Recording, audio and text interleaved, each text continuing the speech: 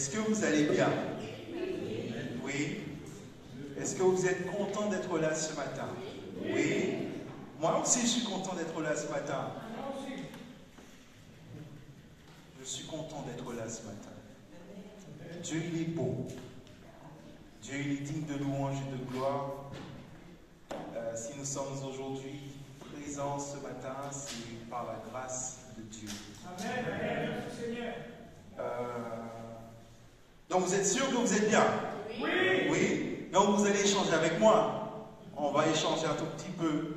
Si jamais je dis quelque chose qui ne vous convient pas et que l'Esprit de Dieu vous dit, dis-lui non, dis-lui non.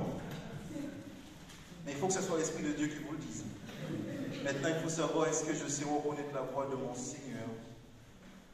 Est-ce que quand il me parle, je l'entends? Est-ce que je sais que c'est lui qui me parle? Le thème, je suis honoré de faire cette méditation. Je dis souvent, vous imaginez que vous parlez au nom de Dieu. Et je me reprends chaque fois que je dis ça et je dis, ah non, non, non, je ne parle pas au nom de Dieu, mais je laisse Dieu parler par moi. C'est mieux. Puisque prendre la parole au nom de Dieu, qui ose faire ça? Qui peut oser dire qu'il connaît le bon dialogue, le bon code de dialogue, les bons mots pour adresser à une personne la bonne chose, au bon moment. Si vous êtes parmi nous là, il y a quelqu'un comme ça, vous pouvez lever la main. Donc il n'y a personne, on est d'accord. Il n'y a que Dieu pour ça. Donc je remercie l'Éternel de me donner cette possibilité, cette opportunité d'être utilisé par lui pour que les autres sachent qui est mon Dieu, qui est votre Dieu. Je voudrais quand même qu'on prie avant de débuter. Éternel bon, éternel fidèle, éternel Dieu saint, digne de louange et de gloire, nous sommes devant ta face et nous voulons que tu nous aides à comprendre ta parole, que tu nous aides à comprendre la vérité qui se cache pour chacun d'entre nous individuellement et que nous puissions expérimenter cet amour que tu offres. Que toute la gloire te revienne, Jésus, nous te prions. Amen. Amen. Amen. Je ne vais pas rester très très longtemps. Hein. Je sais que Stéphanie m'a dit, t'as tout le temps. Et Olivia qui me dit, calme-toi. T'as le temps. Parce que d'habitude, quand je viens là, je dis, j'ai pas le temps. J'ai pas le temps de terminer la méditation. Je vais vous dire, cette méditation m'a pris 3 semaines. Depuis que je suis parti en vacances, j'arrête pas d'y penser. Et je n'ai pas trouvé le sujet. Il n'y a que 3 jours que j'ai trouvé le sujet. C'est fou, hein? Mais bon, Dieu fait ses affaires, on est d'accord? Le thème, la bonté de l'Éternel et la fidélité de Dieu. Comment Dieu est bon? Comment Dieu est fidèle? Qu'en dites-vous? Est-ce que vous l'avez expérimenté? Est-ce que ça vous parle quand on dit la bonté de l'Éternel? Est-ce que ça sonne dans votre cœur et vous savez de quoi on parle? Alors si vous ne savez pas, je vais vous raconter mon histoire du coup. Mon histoire avec mon Dieu, à travers la parole, bien sûr. À travers nos expériences. Parce qu'il est bon de dire ce que David a fait. Il est bon de dire ce que Abraham a fait. Il est bon de dire ce que j'ai fait. Ce que l'Éternel a fait en moi, puisque l'Éternel a fait en David, ce que l'Éternel a fait en Jacob. Donc, on va essayer de voir très rapidement, puisque ça dure un peu plus d'une demi-heure, hein, Stéphane. Mais on va essayer de quand même rester dans le temps.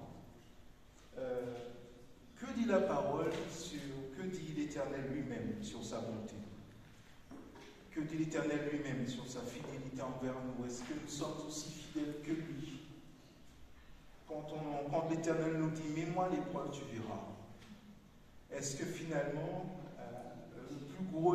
la plus grosse des difficultés l'idée qu'on aura qui sera de tout abandonner. Est-ce qu'on est prêt?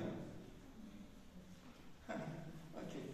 Donc, le texte qui a été lu a été tiré, c'est une réflexion qui se trouve dans le livre d'Apocalypse de Jean, la révélation de Jésus-Christ à son peuple.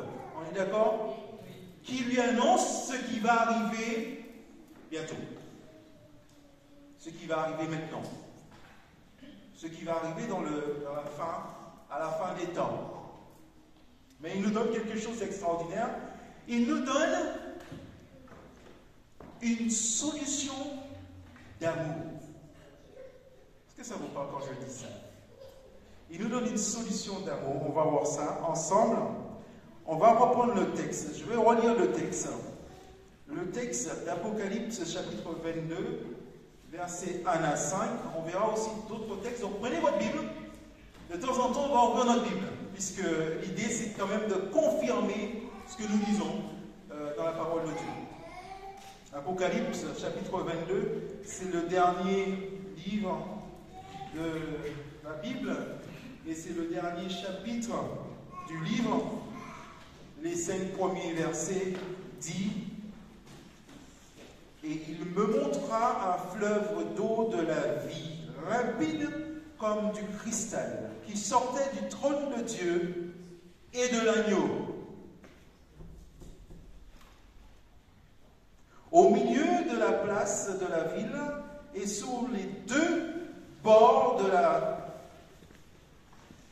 du fleuve, il y avait un arbre de vie,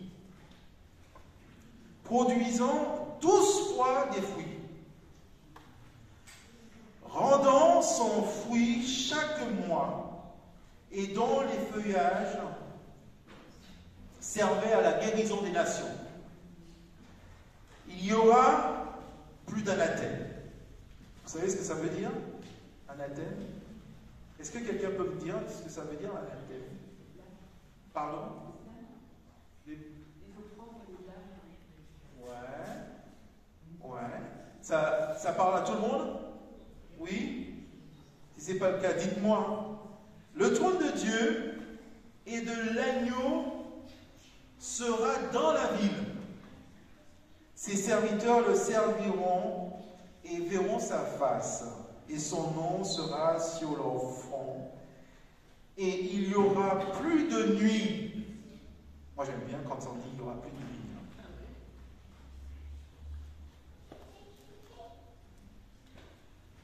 Je suis très embêté par le téléphone. Je l'éteins souvent. Il n'y aura plus de nuit. Et ils n'auront besoin ni de lampe, ni de lumière. Vous savez pourquoi? Parce que le Seigneur Dieu les éclairera et ils régneront au siècle des siècles. On a donc cette lumière. On va parler de cette lumière. On va voir une petite illustration, j'espère que ça parlera un peu à certains.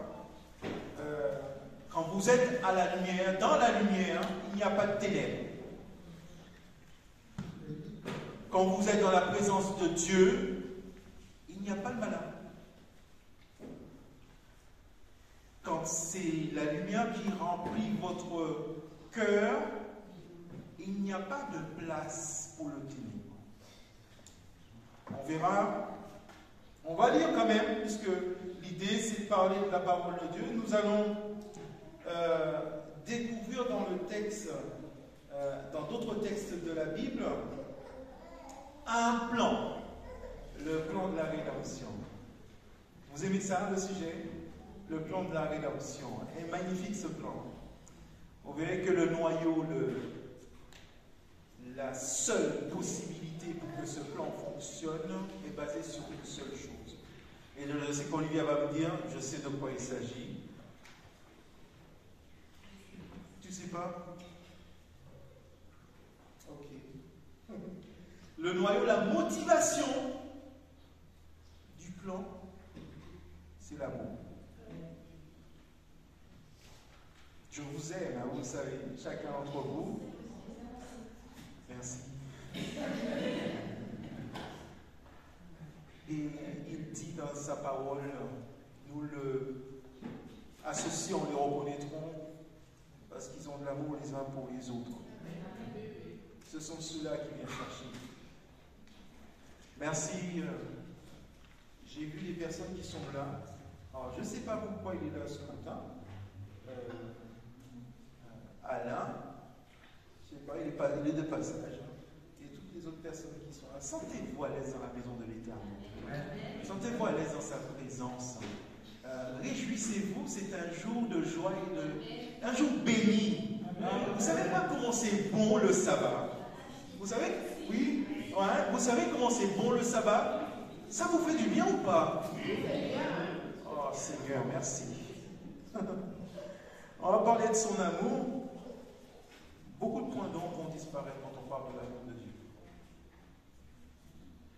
Nous verrons deux éléments déterminants, ce qui dévoile un peu le secret de l'amour du Créateur, du Sauveur.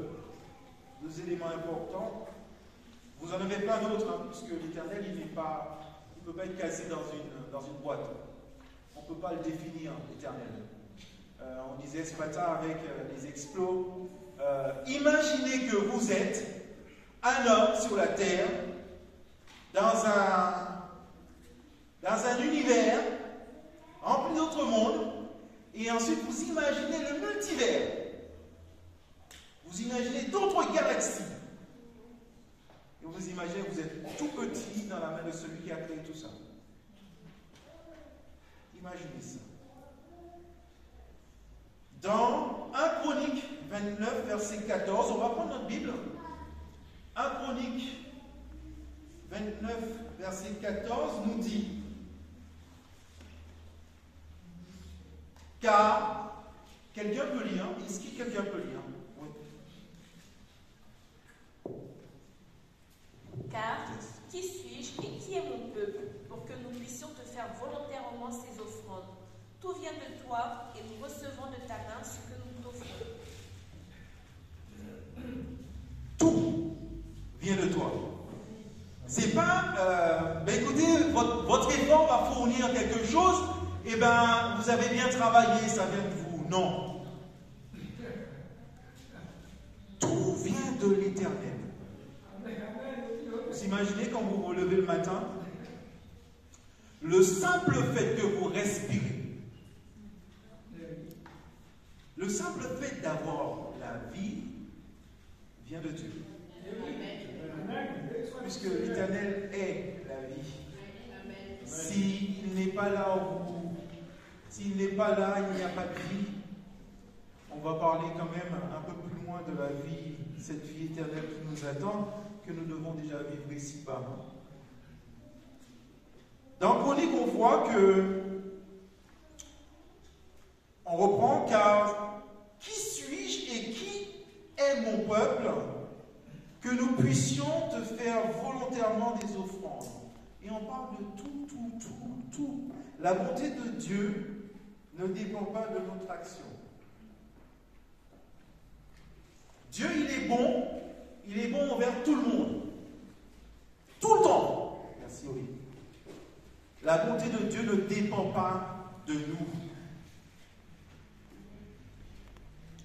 Nous pouvons pas recevoir, par contre, les merveilleuses bénédictions si nous acceptons. Si nous acceptons quoi d'après vous?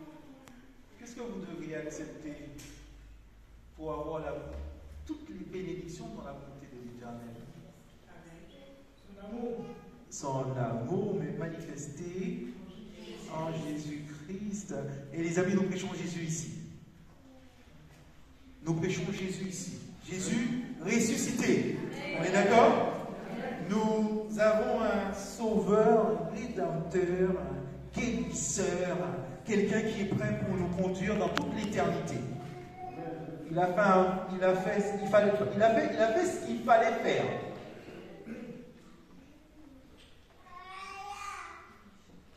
Proverbe 11, verset 24 dit, on va le prendre.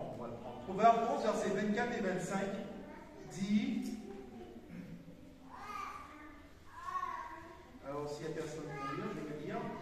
Tel qui donne libéralement devient plus riche, et tel qui épargne à l'excès ne fait que s'appauvrir. L'âme bienfaisante sera rassasiée, et celui qui arrose sera lui-même arrosé. Ok, c'est un paramètre très important, extraordinaire. C'est un paramètre où, si vous n'êtes pas dans l'action, si ce que l'Éternel vous donne, vous ne le partagez pas. Si ce qu'il vous donne comme explication des choses, vous ne le dites pas. Si ce qu'il vous donne comme la nourriture à manger, vous ne partagez pas. Vous devenez pauvre. Alors là, ça me paraît un peu bizarre puisque je donne ce que j'ai et je deviens très riche. Et là, j'ai compris parce que ça vient de Dieu. Et ça ne vient pas de moi. J'ai compris ça. Vous connaissez ce chant qui dit Dieu est si bon. Ça vous parle ou pas? En anglais, ça dit God is so good. God is so good. God is so good. He's so good to me. Est-ce qu'il est bon pour vous? Oui. Alors, on va peut-être le dire. On va peut-être le dire vraiment. Dieu est si bon. Dieu est si bon. Dieu est si bon. Il est si bon pour moi. En anglais. God is so good. God is so good. God is so good. He's so good. Amen. Amen. Amen. Il y a des moments dans notre perspective, dans notre perspection, dans nos douleurs, dans nos difficultés, dans nos problèmes qu'on rencontre de chaque jour. Nous voulons prendre la main de Dieu et lui dire « Viens, suis-moi, je te montre le chemin. » Ça arrive, hein? Ça arrive que vous voulez faire le pas en avant Dieu parce que vous souffrez. Vous avez le mal. Vous voulez sortir de là rapidement. Ça peut arriver. Votre histoire avec Dieu est personnelle et tant mieux. C'est votre histoire. Je ne suis pas, et nous ne sommes pas là pour porter un jugement, mais j'ai quand même quelque chose à vous dire par rapport à la position de Dieu et votre position. Nous voulons prendre la main de Dieu et le conduire comme si nous faisions, vous avez un enfant et vous l'amenez, vous transportez, vous allez. Vous savez ce qui est meilleur. Proverbe 20-24 dit et nous rappelle que c'est lui, l'Éternel, qui dirige les pas de l'homme. Amen, amen. Proverbe 20, verset 24, et je ne cite pas, je ne dis pas des choses sans l'appui de la parole de Dieu, parce que c'est important de parler avec la parole de Dieu. Proverbe 20, verset 24 dit c'est l'Éternel qui dirige le pas de l'homme, mais l'homme peut-il comprendre sa voie?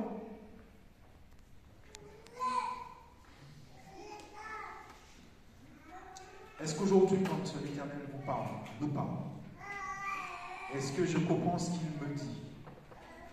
Est-ce que ma relation avec Dieu est une relation d'amour? Est-ce que finalement, le temps que je prends avec Dieu, c'est un temps où je me réjouis de ce temps et que je ne suis pas à faire rapidement les 10 minutes de prière par jour?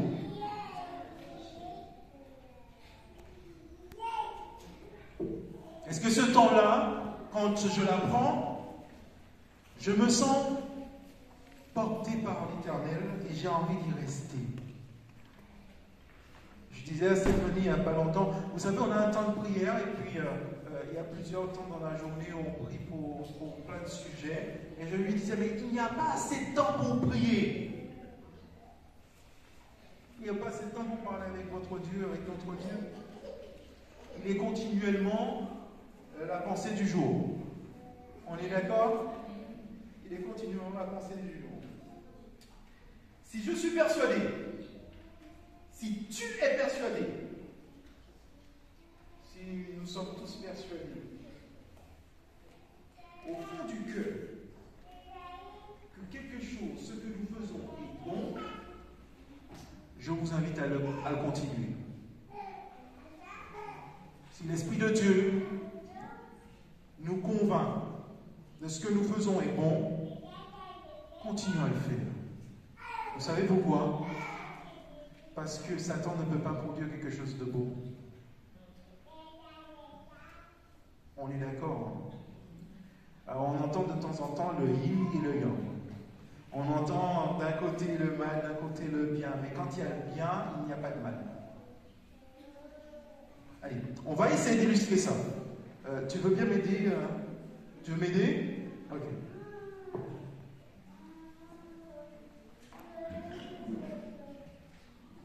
J'ai une boîte. Il me faut le micro, c'est ça? Pour que ça fonctionne? Non, mais il n'y a pas que pour vous, hein. Il y a Internet aussi. Non? Il n'y a pas d'Internet? Ah bah top. Okay. Alors,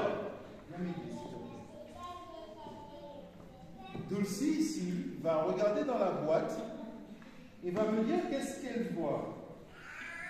Si elle voit quelque chose, elle va me identifier les choses qui sont dans la boîte.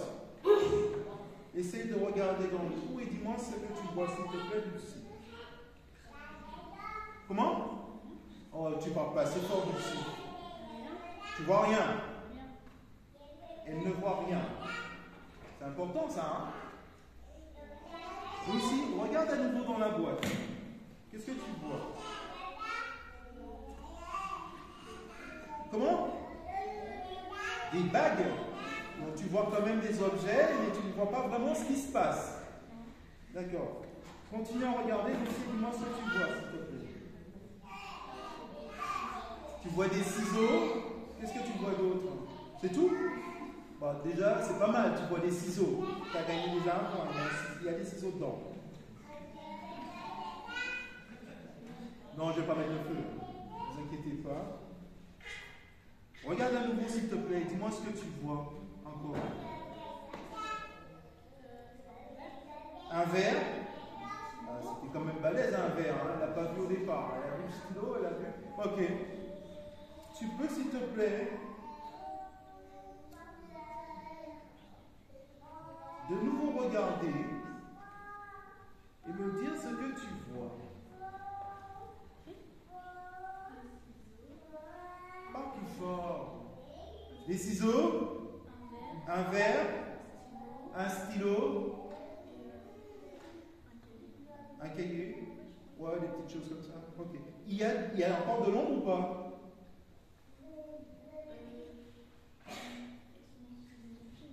Tu vois plus d'ombre.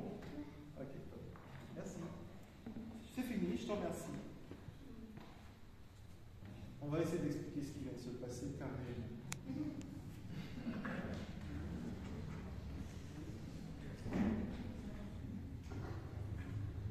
Là où se trouve l'Éternel, il n'y a pas d'ombre. Là où se trouve l'Éternel, il n'y a pas d'ombre. Par contre, vous avez remarqué que l'Éternel, il est très pédagogue. Il va montrer les choses petit à petit. Vous voyez, quand le soleil se lève, ça prend du temps. On voit la journée arriver. C'est magnifique ça, hein? On voit la journée arriver. Et quand cette lumière part, l'ombre arrive vite. Et ça, je n'aime pas trop ça.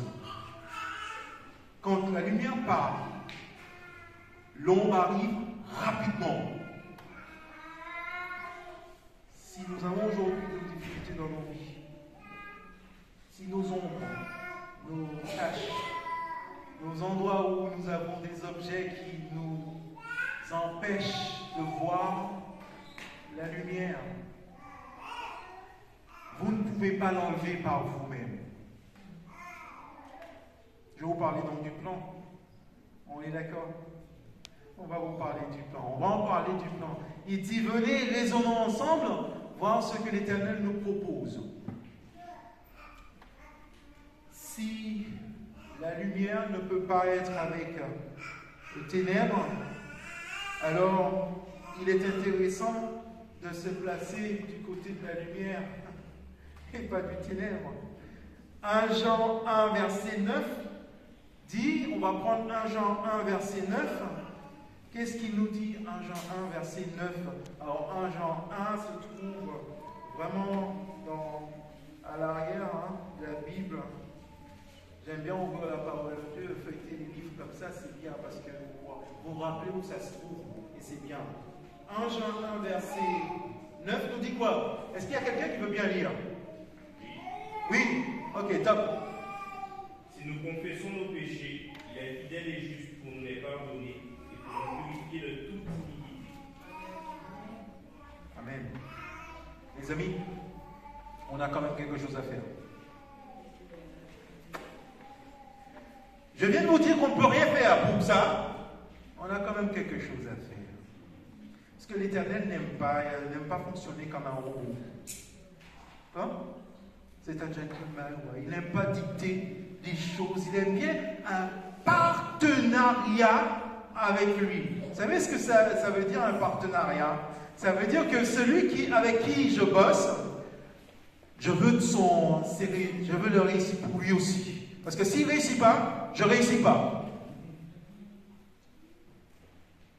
S'il coule, je coule.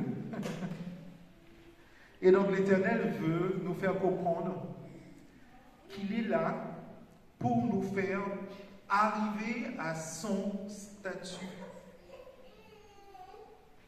Il veut nous faire grandir. Mais il veut que nous comprenions là où nous nous trouvons. Il veut que chacun d'entre nous, on se dit, ouais, je confesse que je ne suis pas bon, que malgré tout ce que je veux faire, j'arrive pas à le faire, parce que tout ce qui me pousse aujourd'hui est inscrit dans ma chair, dans mes gènes, à faire mal.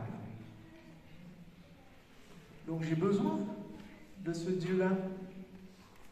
J'ai besoin de Jésus-Christ. On va revenir un tout petit peu sur le texte de Proverbe. Proverbe 20, verset 23. Proverbe 20, verset 23. Même si elles m'ont dit de prendre tout le temps, je ne pense pas prendre trop de temps. Donc on va essayer d'avancer. Proverbe 20, verset 23. Est-ce que quelqu'un veut bien lire ou pas? Non? Oui? L'Éternel a un horreur de sortes de fois, et la balance force n'est pas bénie d'une chose bonne. C'est tout?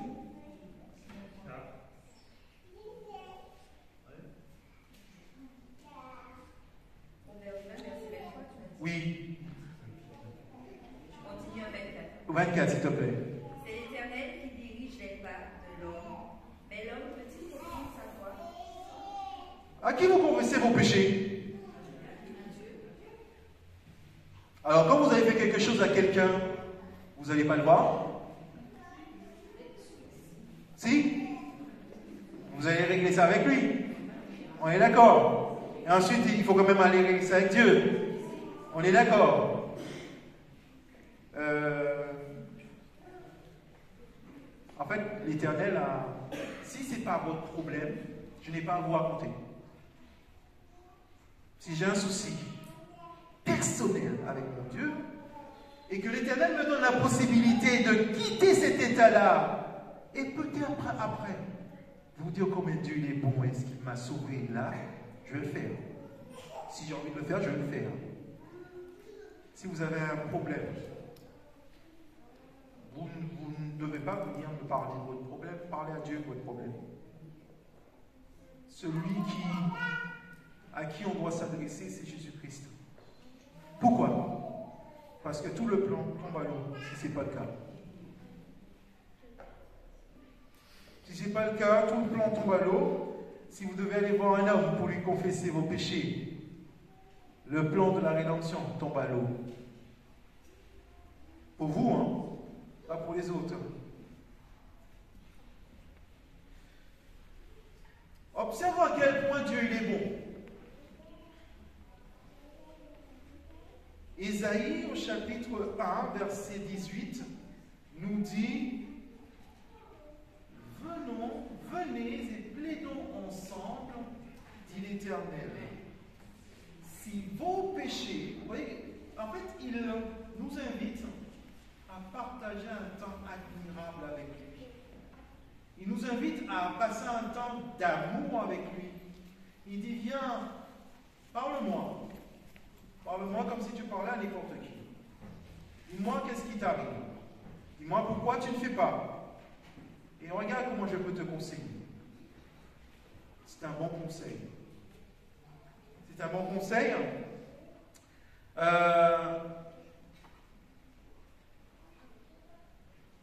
J'avais des ballons. Alors, qui veut s'amuser un tout petit peu avec moi? Oh! Tu peux venir? Allez, viens. Ok, top. Non, c'est lui qui a levé la main. Ok. Alors, tu peux rester là, je vais t'envoyer la balle. Tu sais attraper? Hein? Ok. Ok, super, super. Il est pas mal, hein? Il attrape bien.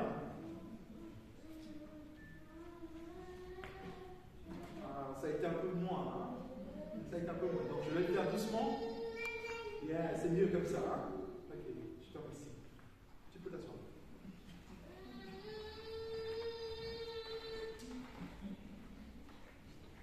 Dieu lui connaît la juste mesure pour chacun d'entre nous. Si aujourd'hui, Dieu a quelque chose pour toi, ça sera pour toi, spécialement pour toi. Et il prendra la juste mesure pour toi. Si tu ne peux pas prendre une grosse balle maintenant, il te donnera une petite balle. Et il t'en enverra, mais gentiment. Après, il t'envoie un peu plus vite.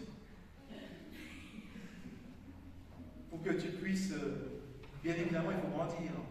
On est d'accord. Et ensuite, la petite balle, vous allez dire: non, passe-moi la grosse balle.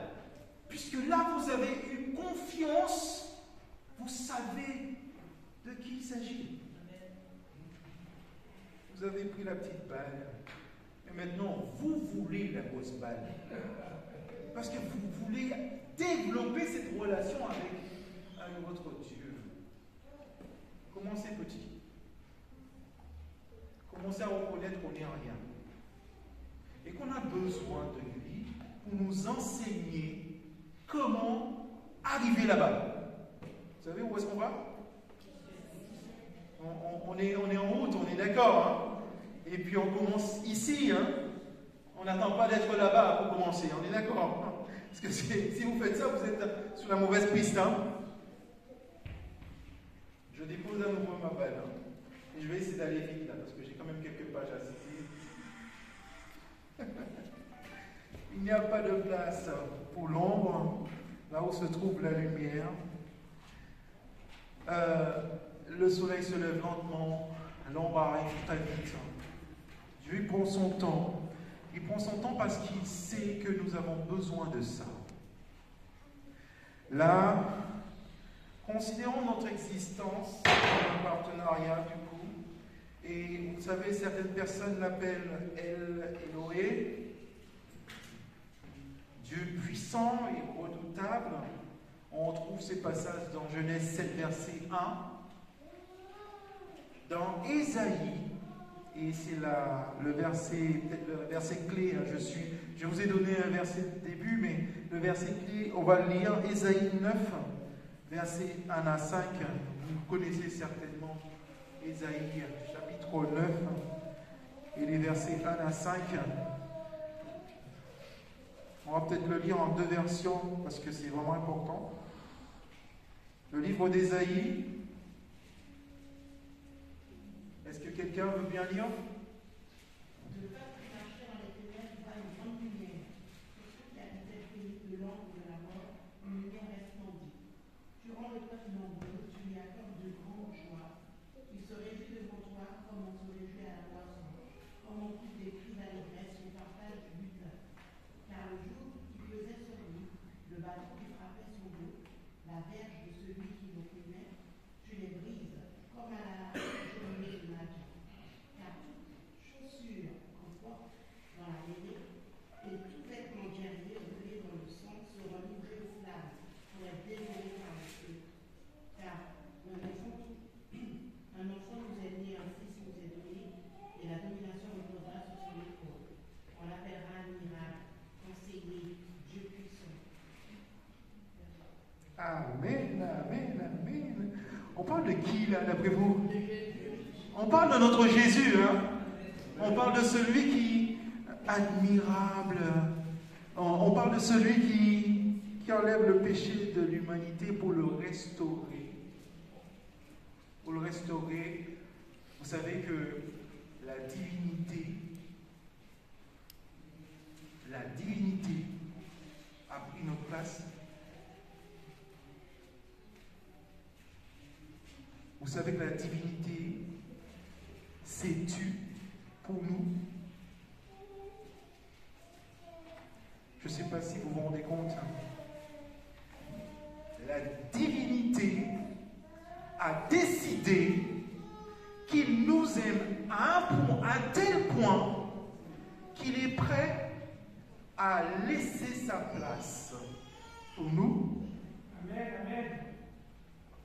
Merci Seigneur, amen. Si ce plan d'amour ne vous fait pas écho,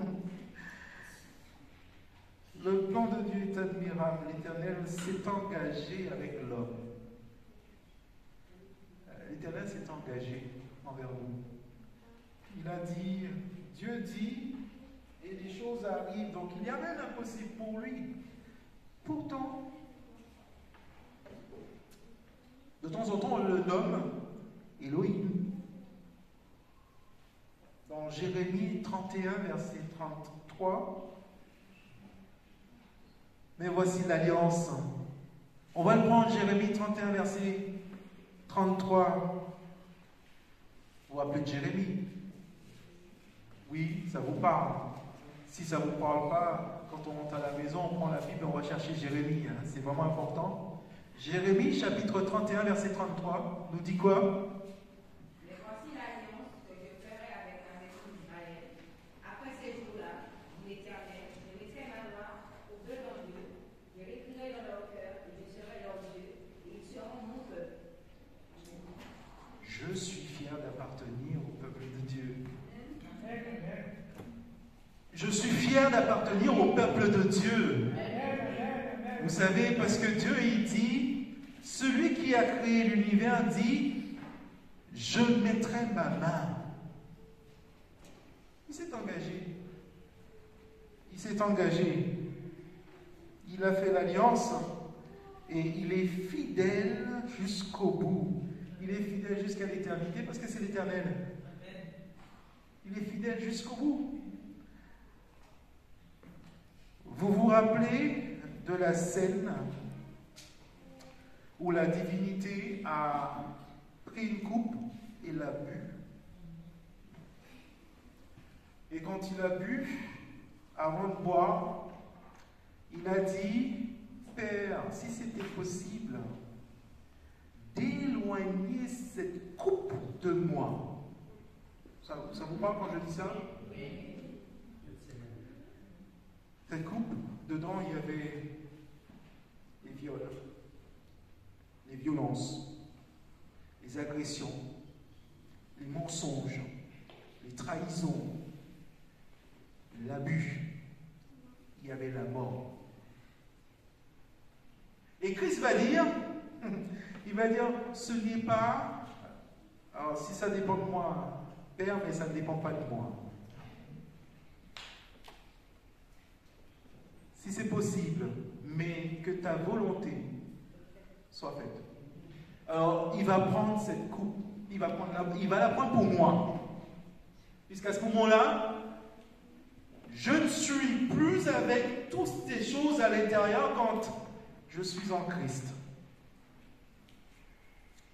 La honte, la maltraitance, tout ce qu'on voit aujourd'hui. Alors, pour faire une petite parenthèse, alors je ne devais pas parler de ça parce que j'ai pas beaucoup de temps, mais juste très rapidement, j'ai avant-hier soir, donc jeudi soir, j'ai fait une intervention avec à l'appel au secours. Il y avait donc de l'autre côté de la rue, dans un bâtiment, des personnes qui criaient « Au secours, il va mourir !» Il va se suicider. Il y avait donc quelqu'un au balcon qui avait un couteau dans la main. Et donc nous, on se précipite pour aller aider. Et dans la précipitation, vous avez, alors je ne vous ai pas dit, hein, je fais partie d'une mission spéciale aussi. Marcel rigole. Ceux qui étaient avec moi, commencent à sortir des armes en se disant peut-être qu'il est très dangereux puisqu'il tient en otage sa femme et ses 2 enfants. Et il veut se donner la mort, il veut aussi mourir. Donc il commence et je leur dis, écoutez les gars, là où on va, c'est qu'on va porter notre aide, on va secourir les personnes. Donc on va d'abord penser à secourir les personnes. Et on monte, on court partout, on arrive à trouver là où se trouve la personne. Ils arrivent à rentrer, à exploser la porte, à prendre la personne, à sortir la personne, et on se rend compte en fait que il a voulu tuer sa femme et ses enfants parce qu'elle voulait divorcer avec lui. Le monde va mal. Le monde va très mal. Et même dans ce monde-là, Dieu, il dit, je te donne ma paix. C'est extraordinaire, non? Il est fidèle, il est bon. Hein? Il nous permet de traverser des moments difficiles en fixant les yeux sur Christ. C'est extraordinaire. Et on ne se fait pas trop de problèmes. Croyez-moi, quand vous arrivez quelque part et que vous avez la tête complètement ailleurs, sur Christ, vous ne voyez pas ce qui se passe autour de vous et c'est bien. Jusqu'à un moment donné, Dieu dit, il vaut mieux qu'ils soient comme des enfants naïfs qui ne connaissent pas, parce que c'est bien. C'est plus facile pour eux d'entrer dans le royaume de Dieu. Luc, chapitre 22, verset 42. On va prendre 2 textes bibliques. Luc, chapitre 22, verset 42, et Matthieu, chapitre 26, verset 39.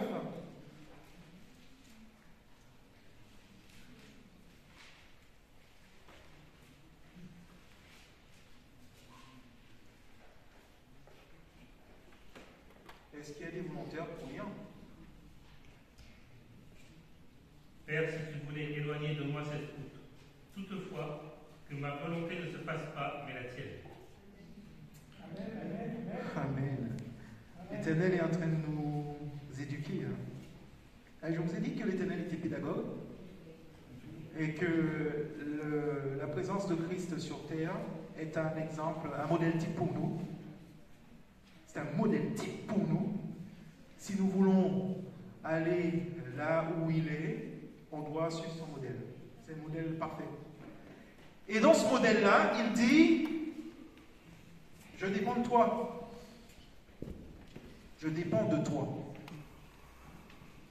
La plus grosse épreuves qu'on aura, nous, à vivre, c'est de s'abandonner à Christ. De ne plus être le maître de soi. C'est difficile, hein? De dire je ne décide plus. Je te laisse décider à ma place. Ça, c'est difficile. Mais c'est ce qu'il est demandé. Matthieu 26, verset 39, c'est un autre passage. Matthieu, je vais le lire alors. Est-ce qu'il y a quelqu'un qui veut le lire ou je le fais?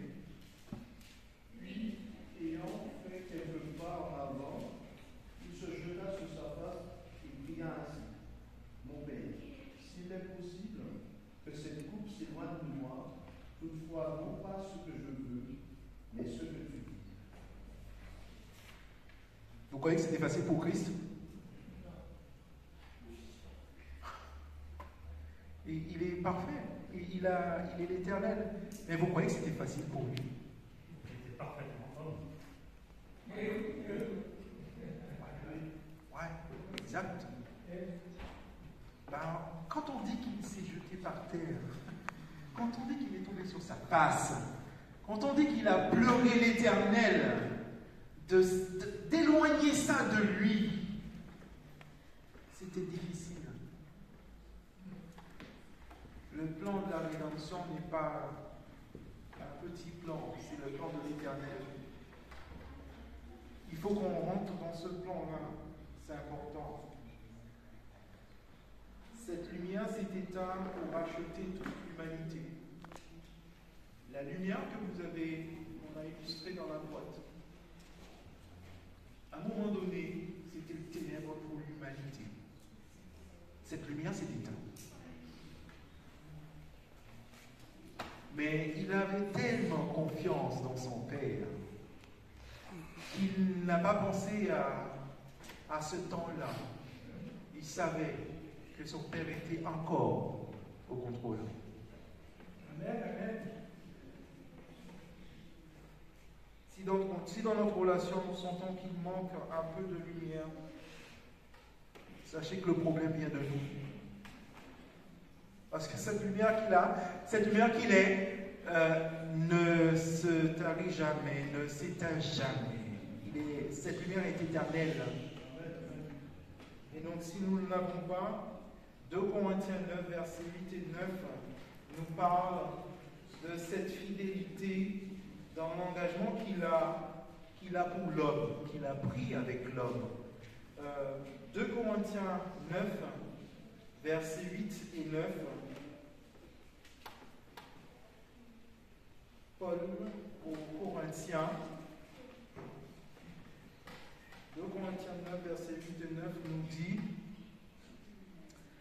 Je ne dis pas cela pour donner un ordre, mais pour éprouver par les ailes des autres la sincérité de votre charité.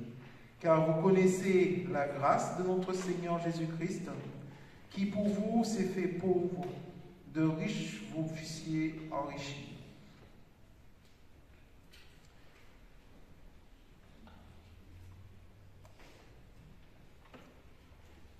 Pourquoi je lis ce texte et qu'est-ce que ça nous invoque par rapport à la fidélité de Dieu? On va reprendre le texte, parce que je pense que le texte n'a pas été clair pour tout le monde. 2 Corinthiens 9. Ah, c'est moi qui me suis trompé. Mais personne ne me dit, je me suis trompé. Aidez-moi les amis, 2 Corinthiens 9, même moi quand je l'ai lu, ça m'a fait tilt. Et j'ai vu dans le regard d'Alain, mais qu'est-ce qu'il dit là, lui? 2 Corinthiens 9, versets 8 et 9, nous dit: Et Dieu peut vous combler de toutes sortes de grâces, afin que, possédant toujours en toutes choses de quoi satisfaire à tous vos besoins, vous ayez encore en abondance pour toutes bonnes œuvres. Selon qu'il est écrit, et là c'est intéressant, Il a fait des largesses, il a donné des indigents. Sa justice subsiste à jamais. Il est éternel. Il reste juste. Face à l'injustice, quelle est votre position?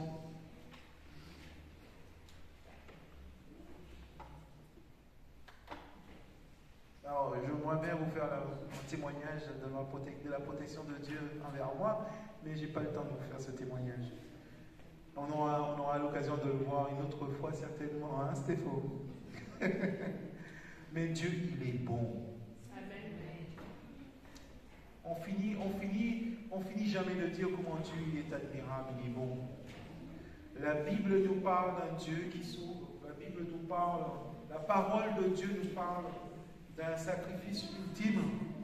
Si nous voulons, si jamais nous voulons faire partie du plan de Dieu, nous devons accepter ce sacrifice. On ne peut pas passer à travers, on ne peut pas faire sans. Alors, ce que je souhaite pour chacun d'entre nous, c'est que Christ soit votre meilleur ami. Passez du temps avec lui. Et vous verrez à quel point il est bon. Comment il protège, comment il guérit, comment il fortifie, comment il soulage. Et il n'y a pas de mots trop difficiles pour l'Éternel. Je vous encourage à lui faire confiance comme sa fidélité est infinie envers nous. Il nous aime tant. Nous sommes ses créatures. Il nous aime vraiment beaucoup. Et il veut que nous partagions cet amour les uns avec les autres. Alors que l'Éternel nous inspire dans cette dynamique que nous devons mettre dans notre vie, ici-bas, avant d'arriver au ciel. Avant d'arriver au ciel. Merci, bon sabbat.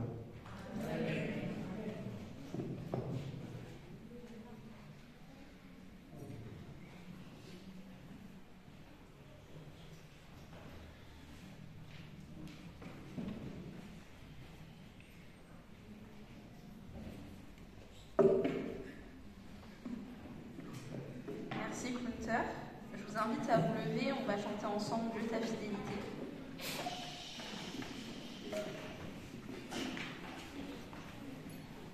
Dieu ta fidélité va jusqu'aux nues, plus vaste est ton amour que l'horizon. Sa tendre main est toujours étendue.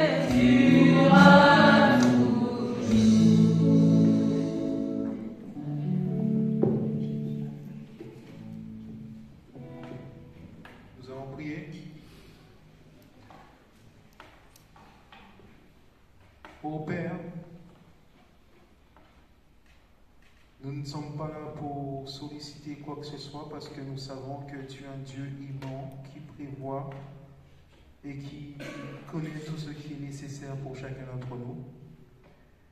Nous sommes là sincèrement pour te demander de nous aider à comprendre ta volonté et à nous accompagner, Seigneur, chaque jour dans la course que nous menons ici-bas.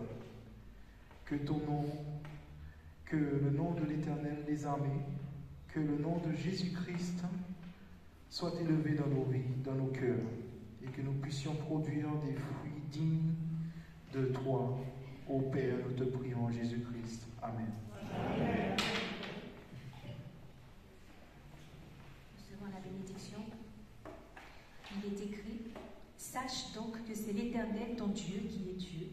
Ce Dieu fidèle garde son alliance et sa miséricorde jusqu'à la 1000e génération envers ceux qui l'aiment et qui observent ses commandements. Que l'Éternel nous conserve donc sa bonté et sa fidélité. Amen. Amen.